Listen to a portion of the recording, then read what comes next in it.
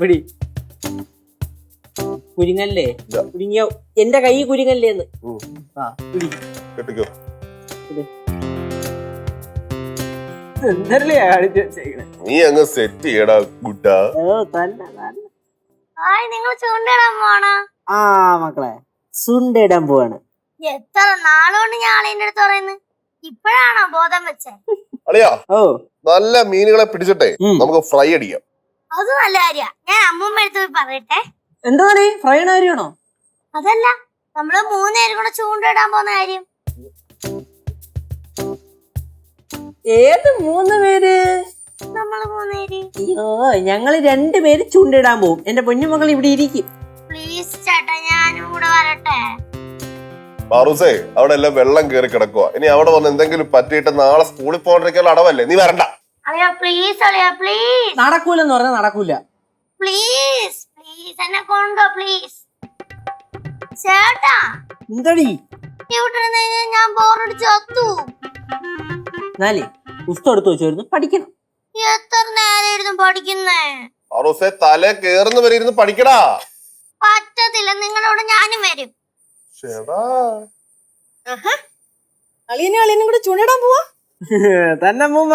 അമ്മൂമ്മ നോക്കിക്കോ, ഇന്ന് കുറഞ്ഞത് ഒരു 5 എണ്ണം ഞങ്ങൾ പിടിക്കും. ഇല്ലെങ്കിൽ അളിയന്റെ സൈസുള്ള ഒരു വലിയൊരെണ്ണം പിടിക്കും ഞങ്ങള്. അത്രക്ക് വേണോടാ. നടക്കണല്ലേ? ഓക്കെ മുമ്മ, ബോറടി മാറാനേ ചൂണ്ടിടുന്നത് ബെസ്റ്റാ. എങ്കിൽ പിന്നെ ഞാനും കൂടെ പോവാം. അപ്പൊ എന്റെ ബോറടിയും കൂടെ മാറും. അല്ലേ അമ്മൂമ്മ? അല്ലേ അമ്മൂമ്മേ, അങ്ങോട്ട് പോണ്ട, അവിടെ വെള്ളം കയറി കിടക്കണം. ஆமா ஆத்துல கொஞ்சம் தண்ணி கம்மியானதுக்கு அப்புறம் நீ போலாம், இப்ப போக வேண்டாம்.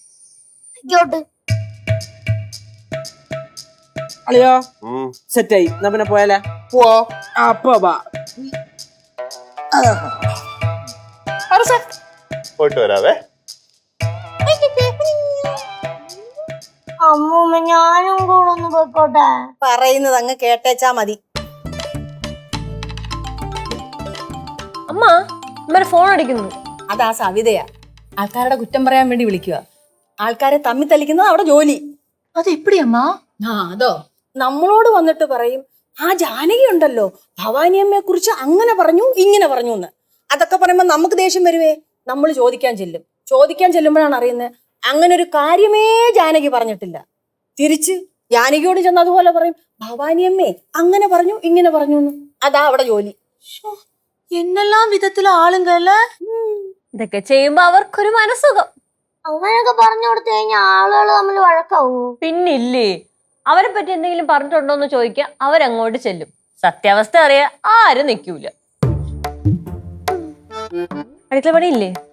പിന്നെന്താ നോയിക്കൊണ്ടിരിക്കുന്നേ? ചെന്നിട്ടങ്ങോട്ട് ഞാൻ പോണ് വരുന്നില്ലേ? വാ